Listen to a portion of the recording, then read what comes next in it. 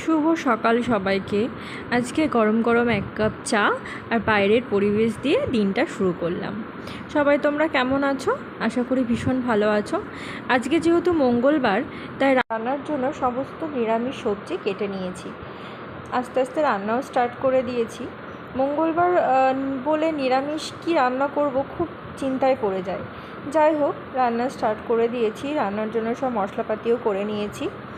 আর একটা জিনিস তোমাদের সাথে শেয়ার করি, এই যে আমার গাছগুলো দেখছো, এইগুলো খুব যত্ন করেই আমি অনেকটা বড় করেছি। আর কিছুদিন আগে আমি আমাদের সামনের বাজার থেকে এই জুঁই ফুলের গাছটা কিনে এনেছিলাম। তো কেনার সময় আমাকে দোকানদার বলেছিল এটা 12 মাস জুঁই ফুল হবে। প্রথম তো খুব ভালো কদিন ফুল ফুটলো, কিন্তু এখন আর কিন্তু ফুলের কোনো পাত্তা নেই। কালকে অনেক জামা কাপড় কেচেছিলাম, সেগুলো এক চুটকিতে গুছিয়ে নিলাম। ঘরের সমস্ত কাজ